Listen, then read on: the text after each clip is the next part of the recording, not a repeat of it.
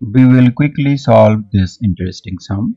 It says that if there are 2n plus 1 number of terms in any AP, means arithmetic progressions, then find the ratio of the sum of odd terms and sum of even terms. First thing, in that AP series there are 2n plus 1 number of terms. That means there are odd number of terms. Now if we assume that in that AP series A is the first term and D is the common difference, then our first term will be A, then the second term will be A plus D, then third term will be A plus 2D, then the next term will be A plus 3D, then fifth term will be, and so on. Now if we look at this AP series carefully, then when we have only one term in that series, then if we divide this series into two since we have only one term, so we will have only odd number of term and even terms will be 0.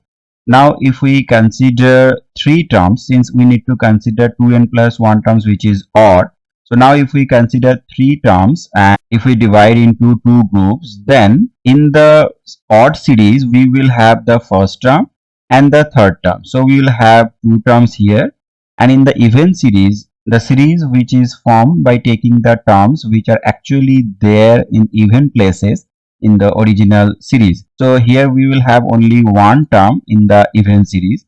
Now if we consider five terms in the original series, and if we divide into two groups, then in the odd series we will have first, third and fifth, three terms, and in the even series we will have second and fourth, that means two terms. Now if we consider seven terms in the original series, then in the odd series we will have four number of terms, and in the even series we will have three number of terms. So always in the original series, if we have odd number of terms and if we want to divide that series into two groups by taking the odd terms and even terms, then in the sub-series which is formed on the basis of odd terms, that will have one more term compared to the sub-series which is formed on the basis of even terms. So now if we have 2n plus 1 terms in the original series, 2n means n plus 1. That means in the sub-series which is formed on the basis of odd terms,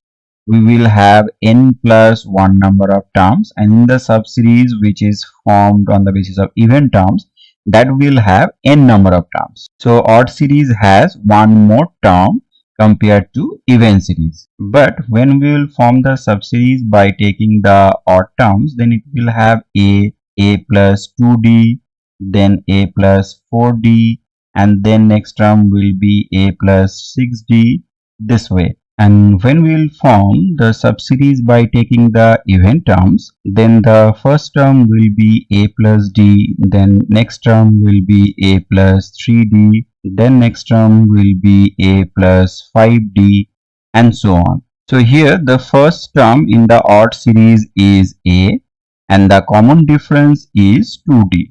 And for the even series, the first term will be a plus d, and the common difference here also will be 2d. Now if we find the sum of all the terms that we have in this subseries, then it will be the total number of terms divided by 2. So here the total number of terms is n plus 1 that we have already seen.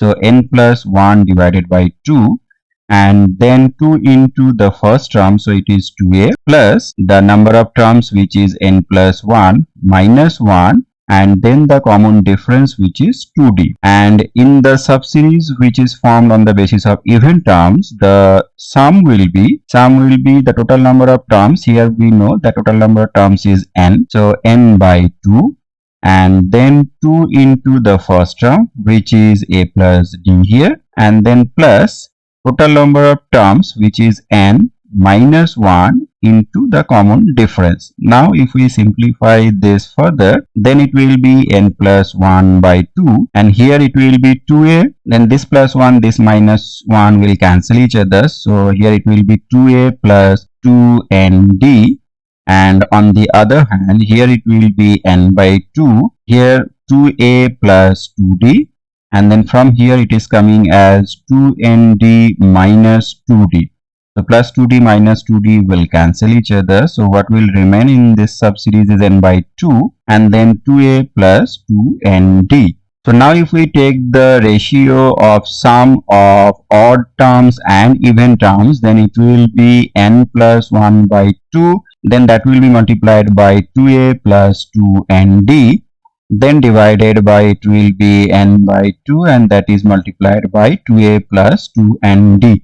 So here these terms are common, so they will cancel each other and their by 2 will also cancel each other. So what will remain is n plus 1 divided by n, and that is the ratio of their sum. So I hope this class was interesting for you. Thank you.